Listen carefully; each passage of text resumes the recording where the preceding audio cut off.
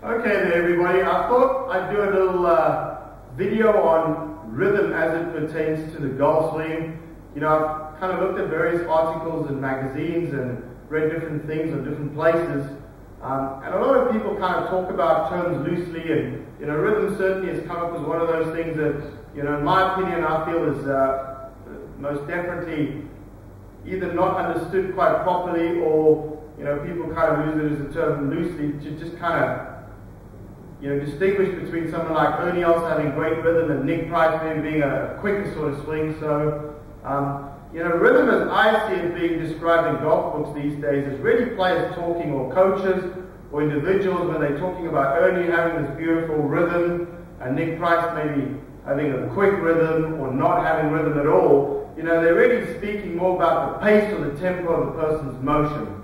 Ernie being a much smoother, slower pace and tempo. You know, Nick Price on the stopwatch be obviously a lot quicker. But rhythm, as I kind of see it and look at it in the golf swing, really has nothing to do with the speed of the golf swing, but more to do with other factors, which I'm going to try and show you with this little plain board. You know, you can see there's two little circles here, a little half circle that my hands are inscribing, and then obviously a second circle down the bottom here, a concentric arc that the clubhead will be making. But rhythm in the golf swing is really, if I use this little laser, and this is actually a neat little way of showing rhythm that I picked up from a friend of mine and colleague in the US, David Orr, who I was privileged to spend some time with. And David's a fantastic instructor. If you guys ever get the chance, watch his website, allgolf.com. But I thought this was a real nice way of doing it and kind of illustrating it. So, you know, as I'm kind of swinging the golf club, coming around the corner, you're going to start seeing now, as this club comes around the corner, there's two laser beams. I'm hoping you guys can spot that, one on the top here, one running on the carpet. But as I'm tracing a straight baseline or a straight line on the ground here, like a gutter and a rooftop, the plain board being the rooftop, the base here being the gutter, I'm tracing a straight plain line on the ground. But we can see how actually the arcs here, the concentric arcs, and how these lasers look on the ground look completely different. So the travel rates of them look a little bit different to what most people have seen. So, you know, really the rhythm in my definition, as I'm doing this again, and I'll try and get this perfect for you guys so you can see both, is really keeping the club edge and the hands as it moves around the corner at the same RPMs. However, the miles per hour of the club would obviously be a lot higher than the hands.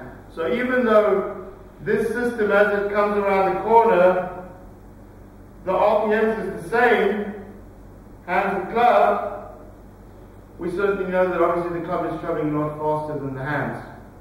The pivot's obviously huge in this and important in this, in the sense that it either helps this rhythm as the club comes around the corner, you can see my hips here, or it's going to disrupt this rhythm as we make the motion of the golf swing as we swing the club through impact. So, you know, the pivot being a key element in certain, certain patterns to helping this rhythm and helping this club come around the corner, maintaining the same RPMs as the hand, and it's all directed by the right forearm in this instance that I'm showing here.